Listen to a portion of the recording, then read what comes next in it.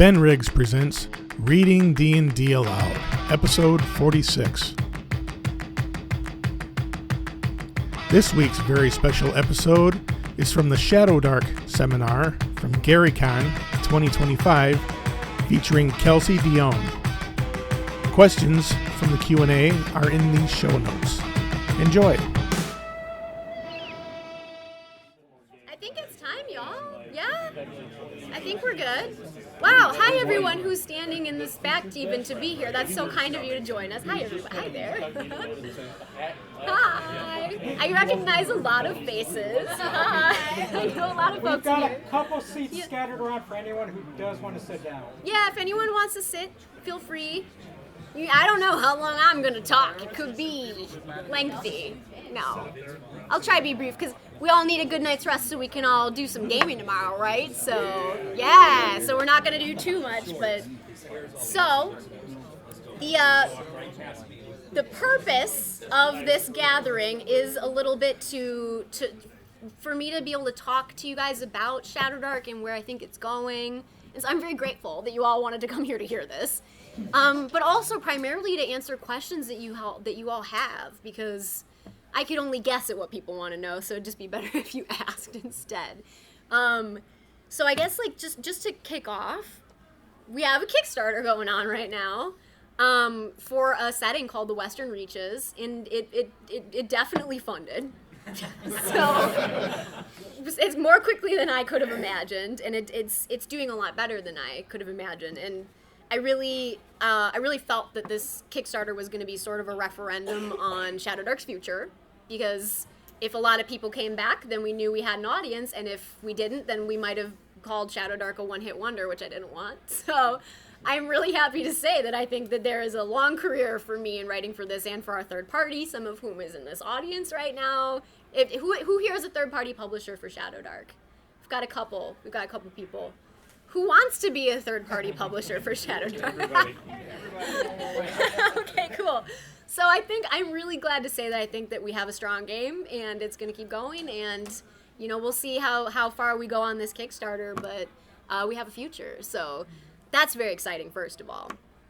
The stuff we have in store after the Kickstarter is something I haven't talked a lot about yet because we've been so focused on this project. But one thing we really want to do following this, once we fulfill, is turn our attention toward friendly local game stores and building up a really strong community in them. And so far we've been selling direct. We've been selling Shadowdark books direct to local game stores. So we're not in conventional distribution right now because apparently I can't do anything normally.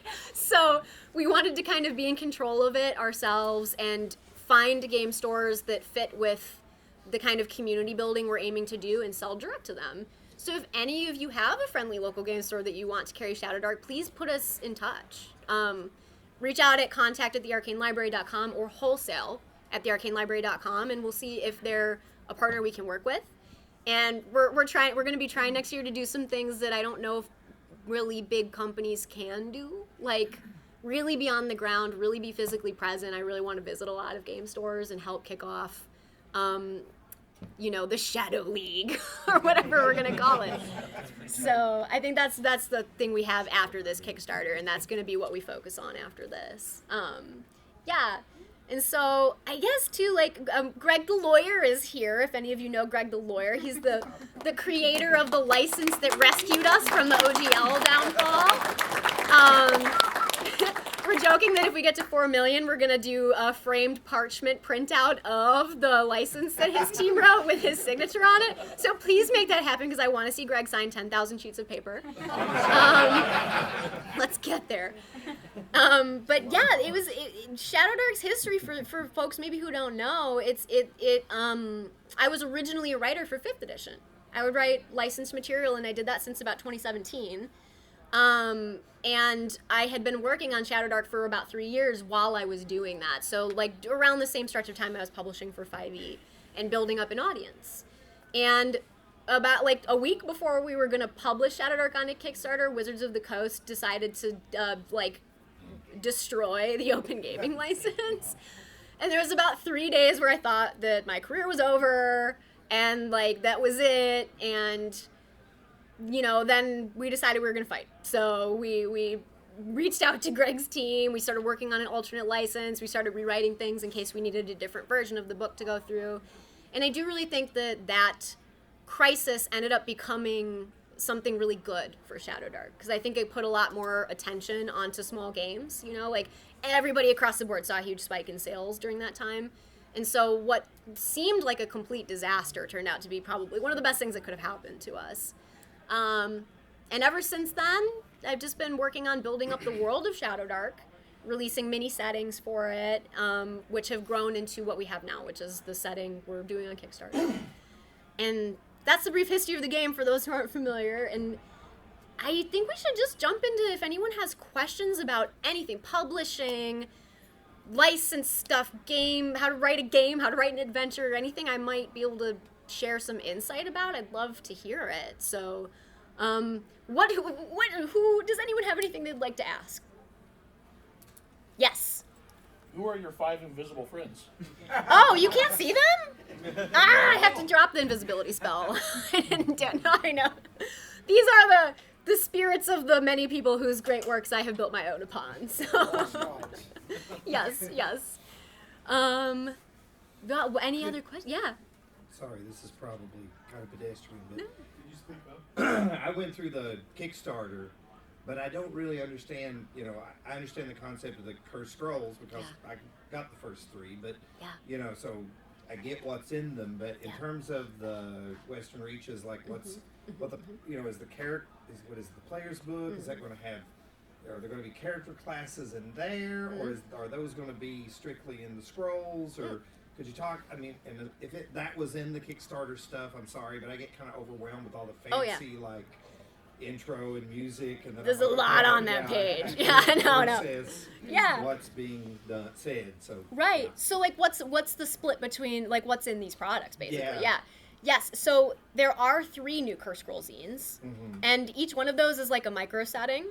It's a contained setting. It'll have a hex crawl in it, at least one adventure in it, new classes, spells, monsters. So just a lot of stuff that gives flavor to a specific micro region. But I had been writing these Curse Scroll zines over the last few years and realized that over time taken together, they were forming a world, because everything that I write is in reference to itself. I don't really write adventures in isolation. It's I always have in mind where it fits into a sort of ecosystem of a game world. And I think that's because I run this material for my own games, and so I need to have it fit together. And I think a lot of game masters also approach material that way. They want to be able to easily slot it into their game world. So each zine is a mini setting, and it does stand on its own. But what these 2 big books are that go with it is there's a game master's book, and that fills in all the connective tissue between these zines, between their hex crawls. So I've written about 10 more Curse Scroll zines worth of hex crawl to stitch them all together. So there are 16 regions in this book. And the Game Master's book is what gives you that connective tissue. It also stands on its own. So if you were to just get that book, you would have all the hex crawling material from all the Curse Scroll zines. So I've tried to make them products that have value on their own, but, also are stronger together. So in the player's book, it's all the classes from all the zines, and then a few new ones that are key to the game world. There's also information about making characters tied to the game world. So there's a lot more specific role tables and backgrounds. There are factions that you can join, and all of that are lore specific to the Western Reaches. It's developed enough that I feel like it wouldn't have a place in the core rules, because the core rules are really light on system stuff. So this is where all of that stuff has gone, is into that book. So you could get the 2 books, have a complete campaign setting. You could get the zines and have a bunch of regions that are also complete on their own and stitch them together yourself, or you could put them all together and have all this adventure stuff and all of the most amount of detail if you want a lot of detail. So I hope that kind of clears it up. I know there's a lot of crossover in some things. So, Oh, I see a hand. Yeah. If you're ready for another question. Sure. Yeah. This is more mechanical one. I had a player ask, and we were just curious. So we know there's the near close, or the close near far system. Yes. Then what was the rationale, because this is what my player got tripped up on there being gridded maps? Yes, so... Was that just that's how they look and that's the aesthetic? A little bit, absolutely, yeah. Because I think that a gridded map is sort of what people in the D&D space expect to see, and Shadowdark works with a grid. There are specific increments listed in the book about that if you want it, and this is a lot. The reason behind that is for backwards compatibility. So if you're going to be running like a BX Basic Expert game that has a dungeon crawl in it, when you're looking at the map, you need to kind of understand how that space translates into a Shadowdark game. And so I tried to make sure that there was some consistency in presentation, even though you don't have to be as nuanced in measuring as a grid, unless you really want to. And a lot of like VTTs need grid-based stuff to work. So I just figured it made the game more broadly compatible by having grid present, even if it's not strictly called upon to be used if you're just running pure Shadowdark. Yeah. So, yeah. All right. Any other questions right now? Is it? Yeah. So congrats on your well-deserved success. Thanks. Thank you. It's been it's crazy. You mentioned something about your distribution model, possibly selling direct to stores. Yes. Do you foresee in the future going with the traditional distribution systems through like Alliance, Southern Hobby, those places?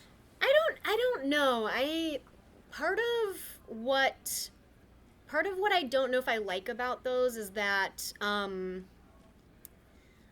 I think that they're not necessary for companies that have a direct sale channel to their audience, which we do. And so it's kind of a situation where I would rather have a more curated relationship with game stores and our customers, and have a little bit more control over where our material goes and like how it's priced. And there's always the concern that if you're working with distribution, that your books are going to go so far and wide that there starts to become this race to the bottom in pricing, and then it devalues the book. And I don't want that. Like, I don't want Shadowdark on Amazon, because I used to work at a game store. Actually, that was my high school job. I've been working at friendly local game stores since I was in high school. That was my high school job too. Yeah. That's why I asked. Yeah. I mean, you're able to cut the middleman out if you can go direct. Yeah. But speaking as someone that worked at a game store, there's a huge burden when you're dealing with so many different entities, as Right. opposed to just having Alliance or Southern Hobby as your distributor, Right. and just saying I want to order so many of this, so many of that, as opposed to having separate accounts with so many different publishers. Yeah, that can be a consideration too. So it's, you don't want to overwhelm the game stores. I know it's hard to maintain that many relationships. So we try to make up for that by giving better pricing than most wholesalers can give, because we're cutting out the middleman. And I think we have a really like customer service focused way of working with our audience. So we're pretty proactive about reaching out to FLGS, I think, if they like, do you need anything from us?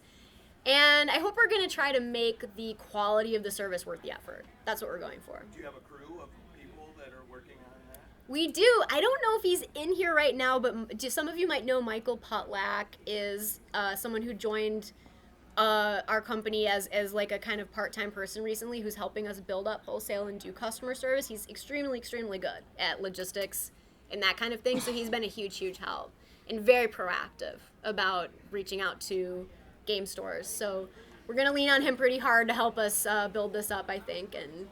And so far he's been doing a really great job. So yeah. Mm-hmm. So thank you for putting out free Kickstarter versions for everybody. So that's great that people like you are putting out something that people can get into for free. Thank you. And with that in mind, have you considered participating in like free RPG days? Yes. We really wanted to do it this year, but I was so swamped making stuff for the Kickstarter that we missed the deadline. Oh. It's just me writing stuff right now. So we definitely want to do it next year. I think Free RPG Day is such a great thing for the community. So that's something we put on the calendar so as not to miss next time around. Yeah, thank you for asking. Yeah. And I saw behind the gentleman in the orange shirt. Oh, you're pointing to him. Okay, I wasn't sure. Okay. I got one. Yeah. So, what's the first edition that you played in AD&D, and did you pull some of that off of the original AD&D? Because it seems so simple that it looks like they're combined and it's got that old AD&D feel. Thank you. I started during 2nd edition AD&D. That was the first system I played. And then we eventually moved to 3rd edition when it came out. And then I actually jumped back to playing 1st edition AD&D a fair bit. And then 4th edition came out and no one knows what happened. Like, what? I was like, yeah, they know. They know what they did. Yeah. So then I've definitely adopted every system as it came out, but 2nd edition was the one that was active when I began, and so I had to make effort to go back into playing 1st edition. Thankfully, there were people who started in that era who were just playing that and wanted to run those kinds of games for us, so that was how I got a lot of exposure to it. And I feel, and some of you might agree, that the gameplay style between all of the editions has changed greatly over time. And one thing when I was writing for 5th edition, I wrote a lot of material and kind of eventually came to see that I felt like what I most enjoyed about early D&D, like my nostalgic halcyon childhood playing 2nd edition, was not really present in 5th edition.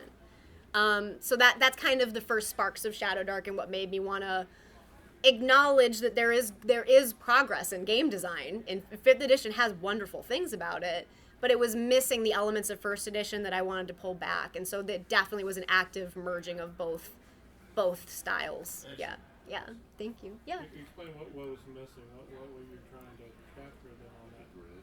Yes, I think that the focus of 5th edition, in particular of D&D, since like post, maybe even 2nd edition, but definitely post 3rd edition, was moving towards combat being the game. And it lost the focus on exploration and freeform style gameplay and like resource driven gameplay. Like resource went from being torches to being hit points. And I didn't love that. I like the idea of being like a scrappy dungeoneer who's trying to freely explore the world versus fight my way through it. And that was some of the beginnings of Shadowdark's thesis. Yeah. Mm-hmm.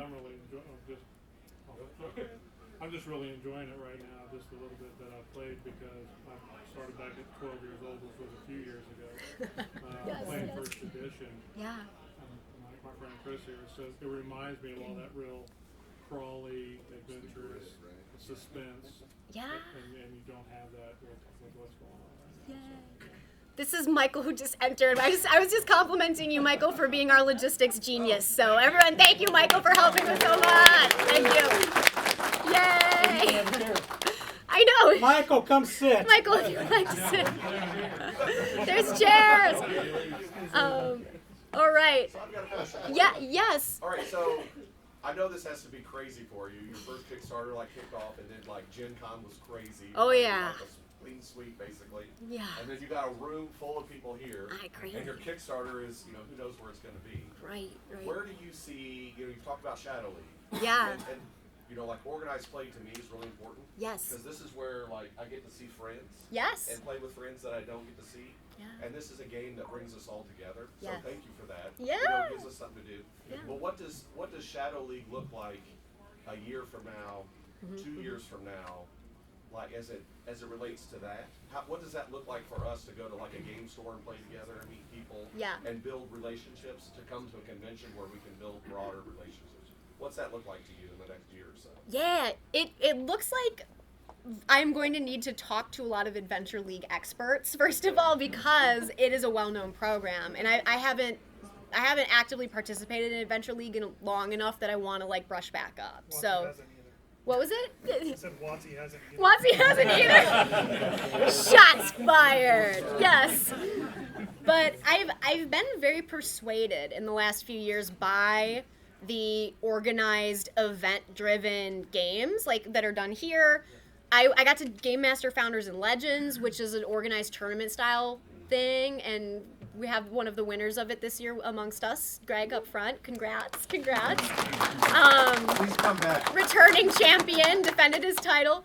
And I think what this would look like would be a lot of direct support, including providing swag, adventures, incentives for coming to play regularly. But I think one of the biggest things is we just need to give game stores packages that they can use to like let people run games. They need adventures, they need maps, they need stuff like that. And so I foresee that being a big part of it, and regular content coming out in support of that. And so that's where we're starting. But I also know I have a lot I have to learn about setting up such a league. So I would love to pick your brain about what you know about Adventure League. Yeah, and like what you like about it and what brings you to the story, because I think we're in a position where we can do, there's like this saying of like doing things that don't scale. I think that's what we do. We're a small company. We show up at cons, we play the games that we like, and I want to be able to like go to game stores and help them kick off their league and actually be there in a way that like a giant corporation isn't going to be there, and actually talk to game stores and see what they want. So we're hoping to really come in on the ground, really grassroots. Yeah. So I was really excited when you were talking about the Cursed Scroll zines. Yeah. Because you said there was like 16 interconnected different stories. Yeah. So the first thing I thought of, story arcs for organized play. Yeah. Because those to me, like I've been active in Adventure League, I've also been active in Pathfinder Society for several years. Yeah. I was even back to the original Lost City and all that stuff. Wow, yeah. And that's what I always thought was the neatest thing, is because not only were you in an arc that carried through the entire year, Yeah. it didn't matter where you played at, you were still working towards that goal. Yep. And then at the end of the year, you had a big, like, special where what you did there actually mattered towards the next year. Yes. So your 16 different sections, that just started everything firing back and forth about how we could do an arc or different arcs, you know, whether it's in one section or it connects to multiple sections. Right. Cursed Scroll zines. So that really got me excited about the organized play aspect of Shadowdark. Oh, thank you. Good. Yeah. And I think you're right that by releasing a sort of sandboxy open world, that was what the game needed next to lay the groundwork for things like this, because you need kind of a unified. I think it's very helpful to game masters to have a flexible world to run their games in. And then it becomes a shared experience, you know, and that's one of the biggest parts. Like, one thing I found really interesting. I mean, everybody knows the Keep on the Borderlands. It's one of the biggest shared experiences of D&D, and Shadowdark's own current version of that is probably the adventure that's in the free quick start, which is Lost Citadel of the Scarlet Minotaur. It's been amazing to me to see how that's become like a very common thread that a lot of Shadowdark players have experienced, and like they share their war stories about it, and you know, they share about how they got brutally murdered by the Scarlet Minotaur. And I think that on a world level, that's when you're getting to the point where you can start to do these larger programs and have that really important shared experience vibe. So thank you for that insight about that. Yeah. I'm curious about your creative artistic process. If you're working on something like the new books, where do you start? Is there part of that you find most challenging? Is there part of the process you're most looking forward to? Yeah. Well, a lot of my ideas for what I'm going to write come from source material that's like fiction. Like, there's a reason that Appendix N exists, because fiction and media that's kind of outside the gaming space is very inspiring into the gaming space. And I think it, like, more so, like, I get ideas from, like, reading comic books and watching movies, and less so from reading adventures. Like, if I'm looking for ideas about what to write next, I'm not going to start looking at adventures. I'm going to start, like, reading a weird Japanese manga that I've never read and find strange inspiration in it. So a lot of ideas start there, and I tend to have a cauldron of ideas that cook around for a while. Like, I like to think on things, and I know Matt Finch, who's at the con, has written a lot on the idea of creativity being allowing connections to appear between unrelated things. And I think in order for that to happen, you have to let things cook a little bit, and you have to kind of recharge your well of creativity. So I'll eventually hit critical mass with some of those ideas that I've let bake around, and then start writing like a small form content. Usually I feel like it's approachable to write like a small dungeon or a small adventure. And Cursed Scroll zines really are about the largest size content I've ever just sat down and written. They're each like 68 pages, and they're interconnected. I do not know how somebody could just sit down and write like a 300-page setting book. That's like just too much in my opinion. So I mean, some people do, though, like, right? So I can't do it, but some people do. And so I think for what works for me in a creative process is building the blocks of things and letting the connections between them appear the way that my core ideas also work that way. Small ideas appear that way, and then the big ideas start to grow together that way as well. Yeah. Yes? If you don't mind me fawning over you just for a second, on segueing off that, what is one of the great things about Shadowdark and the products you've put out is you imply a lot with very few words. Oh, thanks. It becomes very easy for the people running your material to come up with more ideas, filling in the blanks. Yes. Or extrapolating on things that you imply or hint at. Thank you. So, no, you don't need 300 pages because you get it done in 60. Hopefully, and that's a whole mentality where I think that, like, again, another thing with 5th edition coming about, I think that the GM has been removed as a participant in the creativity in a lot of recent stuff. This stuff is too detailed to the point of almost being unwieldy. At least that's how I find it. And then everybody's brains work differently, so it's like some people really want that level of detail. But I'm like a lifelong game master, as I'm sure many of us are. We're a forever GM. And I want to participate in the creativity actively at the table. Like, I don't want to be reading a script to the players and doing, like, combat robot, you know.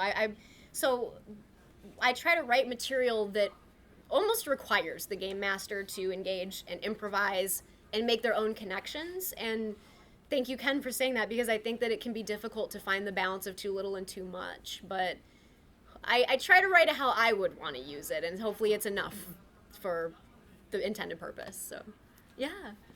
I'm in with a large group of players. We get together in Maryland, and we've been playing your Shadowdark for a few months now, like on a regular basis. And one of the things we always look forward to when we're off gallivanting and following up on a quest that we heard about from a rumor is getting back into town to corral. Yay. Where did you come up with the idea for carousing? Because people look forward to that more than anything. I know, carousing is it's definitely an idea that has existed in the old school space. Like, I certainly didn't invent the idea of carousing. There's some people who have identified it as a part of the game system that can be really beneficial. I'm trying to think of who did a blog on it that was extremely influential in the OSR. I'll think of it. Yes, Jeff Rentz, yes. Who really explored the idea and put a lot of ideas in my and many people's heads about it. And then I think also, like, when you reference the source material of D&D, like Appendix N, I mean, Conan the Barbarian spends half of his time totally broke in a gutter and needing to go out to adventure again. And it's obviously a very strong driver in him, and the, Fafhrd and the Grey Mouser are always out of money and need to go adventuring, and it seems like a very crucial part of the sword and sorcery old school style experience. And so it just became apparent to me that was really needed in an old school game, and I wanted to develop a version of that for Shadowdark that kept the players poor, so they would have to go adventure. Because otherwise, what are you going to do with all that gold, right? So, yeah. Yes, Kiwi, what's up? Okay, so, you're releasing a giant campaign world that I was quietly writing my own little home setting. Yes. And how would be my best approach to try to have that sort of weave into, so it most easily and seamlessly integrates into the Western Reaches as like a plugin? Oh, that's such a great question. So I've tried to leave a few doors open for that purpose. The regions are, the hex crawls in them have the same level of granularity that the cursed scrolls do, so I'm not trying to over-define what's in each hex. It is meant to be engaged with by the game master and the players if they choose to go in that direction. So a lot of stuff can be plug and play. Like, you could rip stuff out of a hex and put new stuff in there, and it's not going to necessarily derail stuff. Like, yes, there is interconnections built in across all the reaches between some things, but it's pretty light-handed if you want to retrofit. And then there's also a lot of border around the Western Reaches that is undefined. So a lot of people have joked like, oh, are you already writing the Eastern Reaches? And I'm like, well, kind of. I mean, kind of. It's there for you to use. Like, there are 3 other compass rose points to extrapolate off of. So I think that you see themes in the Western Reaches start to emerge around the certain locations. And I tried to make enough of a broad fantasy theme across different parts of the world that you could plug something in at the top or bottom to match. So that's probably what I think would be the best route. Yeah. It definitely helps that the Western Reaches have there's like 2 layers to it. Yeah. You have the overworld layer, and when you zoom in, you have a cursed scroll. Yeah. Yeah. Thank you. That's part of how it all came to be. Yeah. So yes. I wanted to like kind of speak to him, and also what I found was very helpful when I started GMing way back in the Hinterland years, dungeon magazines. I don't know if you remember those or not. Those are a little bit before my time. Okay, so dungeon magazines were a monthly magazines put out, and they had all kinds of little like one-off adventures for all different levels. Yep. So a lot of times when I was running my home campaign, which is kind of like Shadowdark, and you're wanting to put yours in, my players, I would have it set up so we were going to go left, right, left, and of course they never went that way. They went right, left, right. So now I'm over here, like she said, off the edge of the map. Yep. What am I going to do? I would pull out a dungeon magazine. I would go to this level. Boom. Okay, now I've got a scenario. So you could actually put your game world right into one of those regions, and it would. I mean, nobody's going to know. You know what I'm saying? That's what. This is true. That's true. They're not going to know. It gives the GM's agency again to actually be an active player instead of just a narrator. Yeah, because the other element of that is that if a world is too tightly defined, it's very cumbersome to run. Like, I love the beauty of the Forgotten Realms, but I bounce the heck off of it because I can't keep it all straight. I actually wrote material for Wizards set in Forgotten Realms, and there was a person who had to fact check like what I named the well in the town center, and I was like, oh my god, I can't write like this. It's like it's too restrictive, and then there becomes that fear that your players are gonna know something more deeply than you do and then call you out on it, and that's where you get to the point where things are starting to break apart. So I tried to not make the world such that the game master wasn't always in control of it, and that there's a lot of wiggle room. And actually there's a lot of places in the Western Reaches where I made vague reference, legally distinct reference to a lot of existing classic adventures. So there, my lawyer's laughing. Yeah, it's legally distinct. Yeah, but like, is there a place in the Western Reaches for the Isle of Dread? Yes. Is there a place for the Lost City? Absolutely yes. Actually, there's a foreword in one of the zines about that very thing, written by Professor Dungeon Master. Where to place the Lost City in Curse Scroll 2. And that was intentional because the setting is meant to harken back to classic D&D, not just in mechanics, but in spirit and vibe. So I encourage people to drop in and keep on the Borderlands. It's built to accommodate that. So, yeah. Okay, so the number one question that comes up on the Shadowdark subreddit. Oh, God. Is Shadowdark good for long-term campaign? I've been running since 2023. Yeah. So the answer is yes. Yes. I think that question comes from people coming from 5th edition or newer editions of D&D, where the focus is on the individual story of the player character that's being crafted, right? Yes. Where OSR games are much more focused on emergent storytelling. Yes. In your experience, to try and summarize this question quickly, how do we make that 7th or 8th level fighter who is swinging their sword every turn in combat, but this is really both in combat and out of combat, how do they still feel special? What does the player need to do to invest in that, and how does the GM support that? Ooh, such a good question. Thank you. And I'm glad that you brought that up. It's the most common question is either that or 2-weapon fighting. And it's like, it's a coin toss what it's going to be. But it's true. I think it's definitely been roundly proven that you can play a long-term campaign in Shadowdark. I knew this because I play tested it for 3 years, but not everybody else knew this yet. So like Sly Flourish has run a very long campaign. Some of his players are at this con actually, and they have their Death Toll Shadowdark shirt with their "Who's Died" on the back. Definitely check it out. Mike's bloodthirsty. He's a rough GM. No, but it's the idea is that your experiences in this game become your backstory. Like, you don't show up with a backstory. You are maybe like a butcher or whatever. You roll something that's like very, very minor for your background, and you're meant to build your way into having a story. And that is what makes the 7th level fighter, this one, so distinct from that one.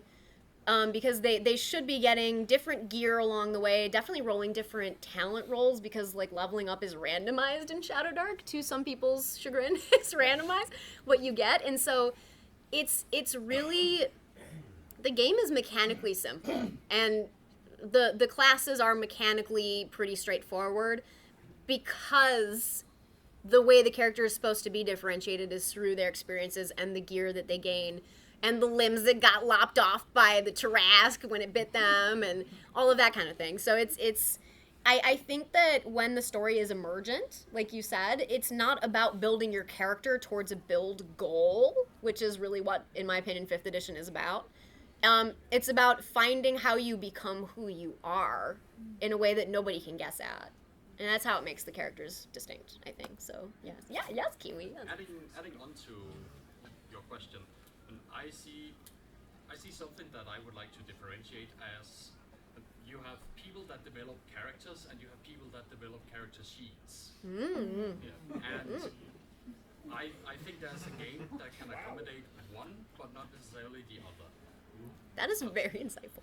So to have your 8th level fighter who swings his sword every turn, and why is he special? Well, is he special because he has become level 8? No, he is special because he has been tempted by demons, and he stood stalwart, his soul uncorrupted. He wields the Demon Slayer, the magic sword that they found at Mount Doom. Yes. Yes, and it may come as no surprise that Kiwi is a very experienced Shadowdark game master and a beloved moderator in our wonderful Discord community. So he's the one who corrects me on game rules. he's gotten me so bad a few times where he's like, "That's not how the Ranger class works," and I'm like, yes, you're right. That's not how the Ranger class works. So it's good advice. Very well said. To like wrap that up, it is not that you have chosen the Demon Slayer subclass for the fighter with the promise of becoming the Demon Slayer. It is that you have actively chosen through the emergent story and engaged in the fiction of the world that you have become the Dragon Slayer. And your next character, should your character die, is not going to have that premise. Yes, that's so well said. That was beautiful. I really agree. Well said, Kiwi. Well said. Well said. Yes. I love it. I saw a hand go up. I was just curious about your interaction with the art as you're writing, because I'm assuming, I know a lot of people are doing art for you. Yes. I have seen just in photos of you running games, that it looks like that you may be drawing some of the maps that I'm seeing, and I really like your map drawing style. Oh, thanks. I got on a very large retailer that will remain nameless and found some teaching grid paper. Yes. And so I've been spent the last month of my life drawing maps on grid paper and experimenting around, and so I was very impressed. And so then in terms of writing your hex crawls, do you do those kind of sketches? Do you kind of sketch it out and then have an artist do it? Like, how do you make that happen? Yes. My question. My illustration contributions definitely end at dungeon cartography, because anything else is beyond my skill level, and even those I think are straining my abilities. But I will for like hex maps. I draw like a pencil version of it out, and then erase a million things and redraw it, and then I'll just draw over in ink, so that I can clearly scan it and send it to a real artist, who is, again, at this con. Cameron Moss is our cartographer, and he is working night and day to render the maps that are going into this this product. And so Yes, I think that I definitely work with cartographers and illustrators on everything that falls outside of dungeon mapping. And then, like, there are times where I need to draw some feature in a dungeon that I absolutely can't figure out how to draw, so then I ask my wife to draw it for me in the dungeon. Like, I needed to draw some, like, lotus petal flowers floating on water in a, like, giant lotus flowers for an adventure that Baron Drop contributed to Curse Scroll 4. Yeah. And he contributed an adventure to the zine. And it was beautifully, I could tell right away I didn't write it because it was way outside my illustration abilities.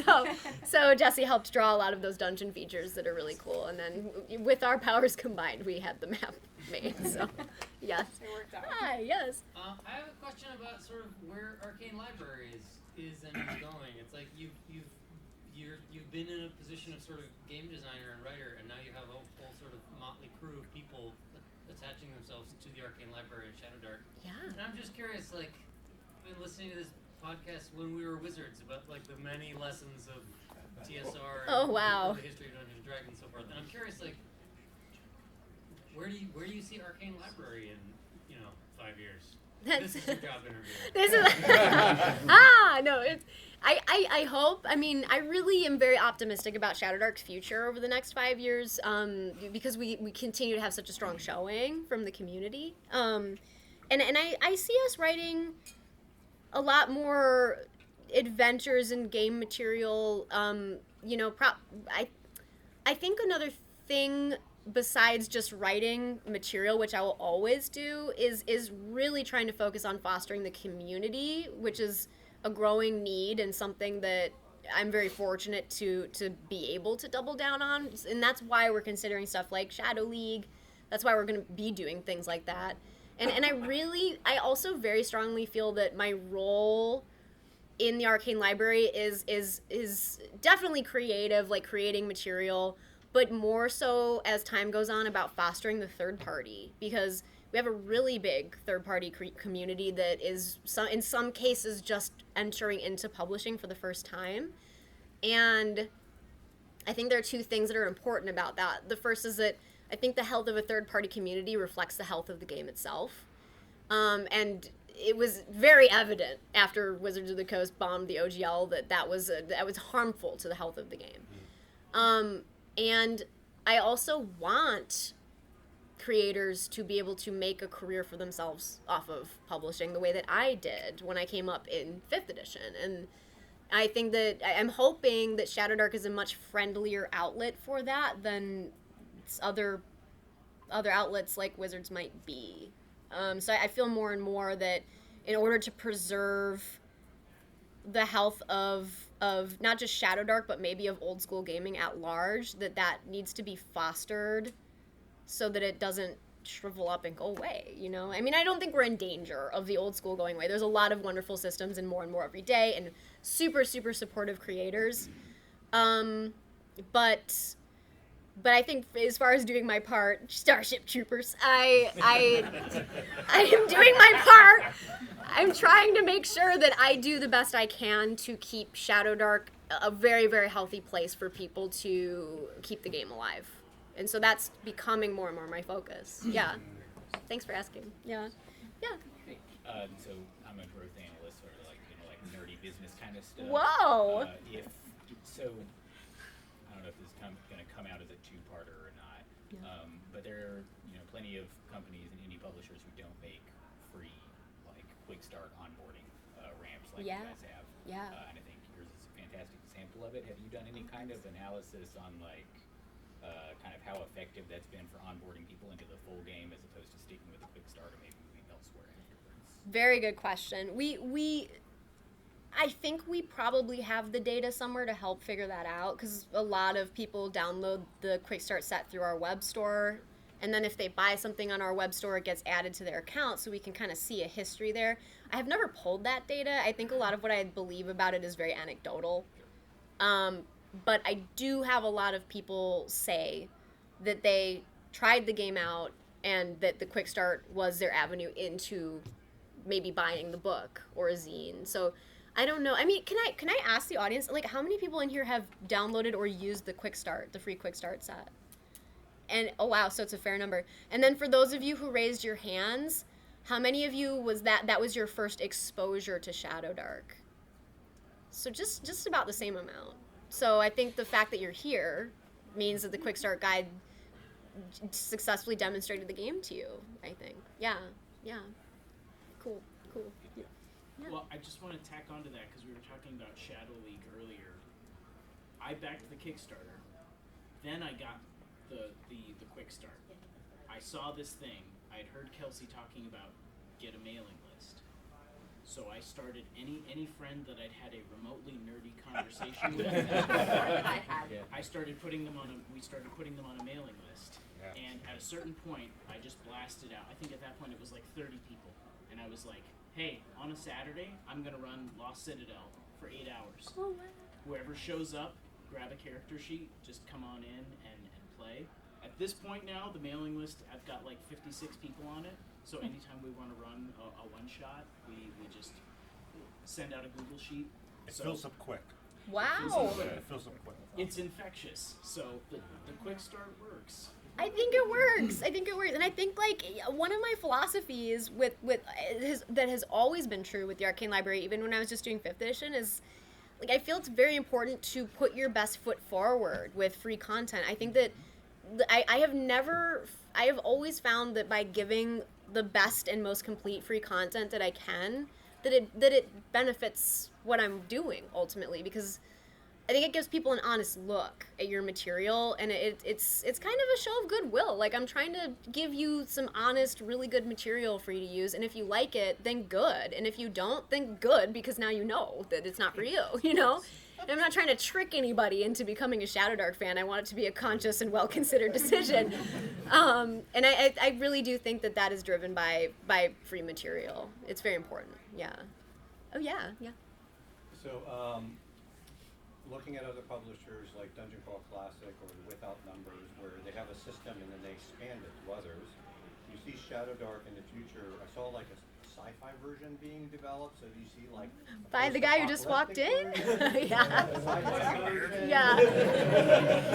Is that part of the future that you see? And then how do you nurture that? I mean, that's a lot to, you can't write all of that, but I appreciate that you have open to other people doing this. So can we talk about that philosophy and how wide or big you think it could get? Yeah, I mean, I myself definitely can't make every possible world out there. And so, like, Than is currently working on Dark Space with Derek the Geek Preacher, which is a very futuristic style of playing Shadowdark. And it maintains the feeling of the game, but it's thematically really different. And I think that the right approach to this from my perspective, being just one person, is supporting the third-party creators who really take seriously the idea of building the next Dark Sun or Planescape or whatever it might be, and trying to help them find their audience and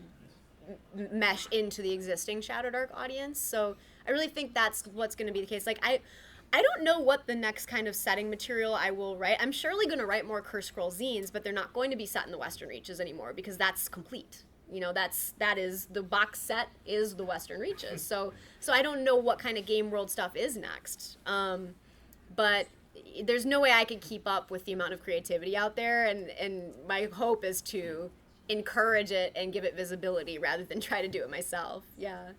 Mm-hmm. Yeah. So pretend that I've never played Shadowdark. I don't really know much about it, hypothetically speaking, of course. Yeah. What's the sales pitch? What can you tell me about Shadowdark that makes me want to go out and download the rules or buy the book?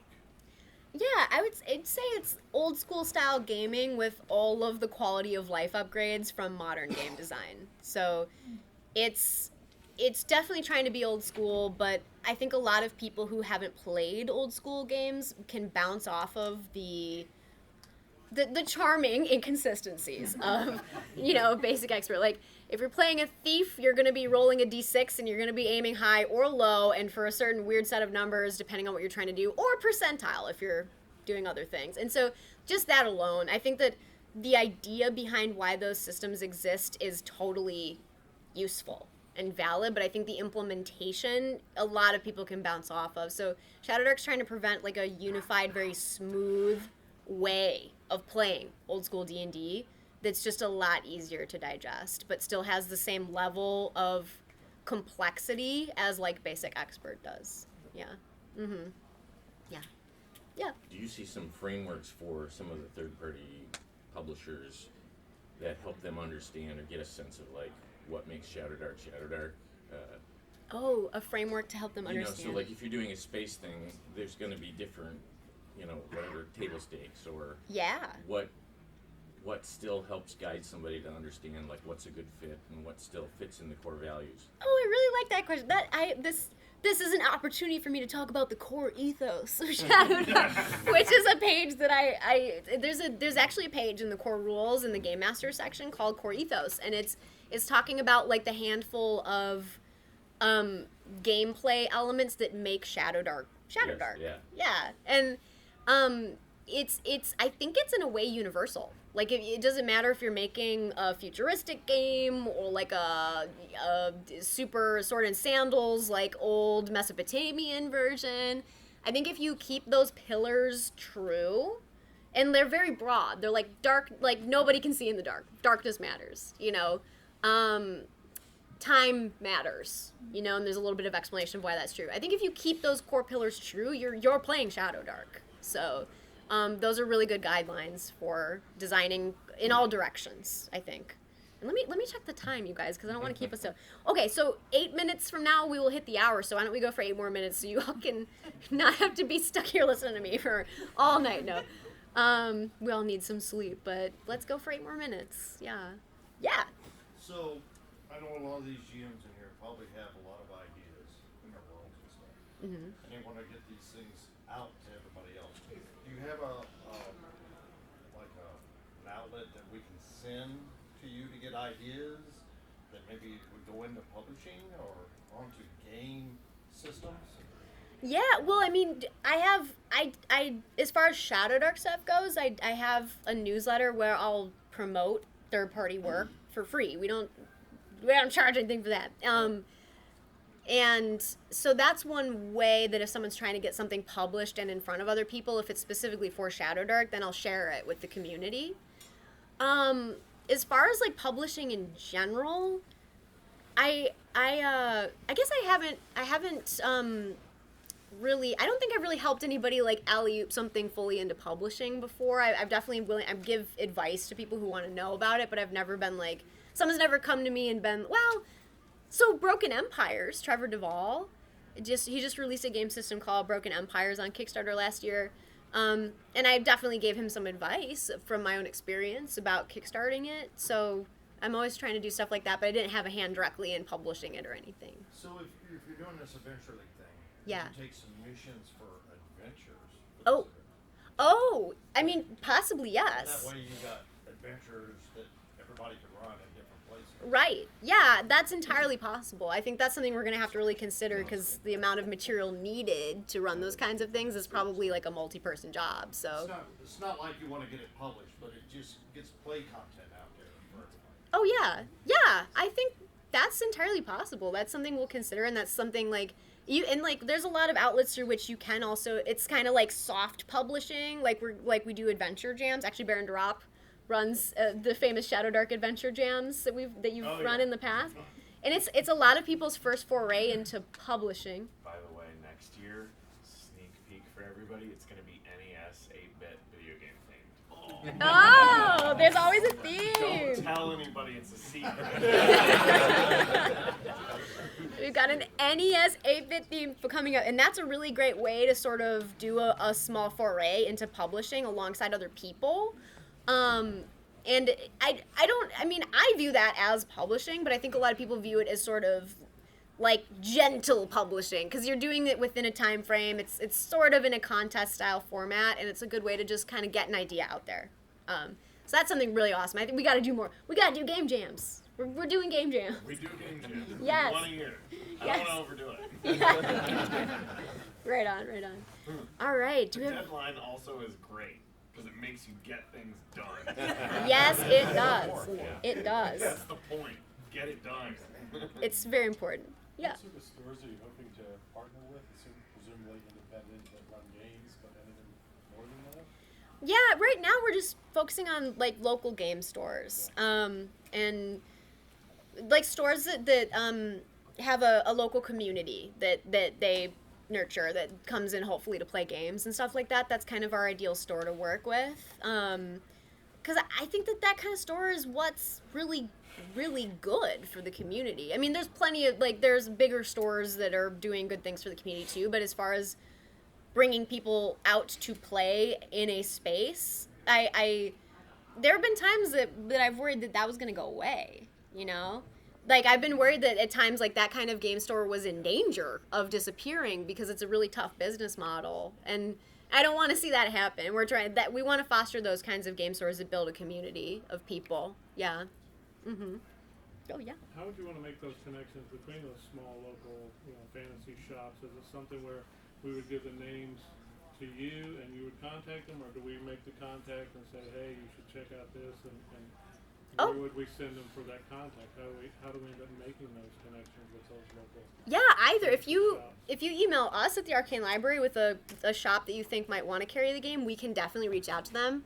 Okay. Or if the owner would rather reach out to us, email us at wholesale@thearcanelibrary.com, or just contact somebody in the community in some way, and they'll get you to the right person. Wave the flag. Yeah, say in the Discord server, I need help. There's a story.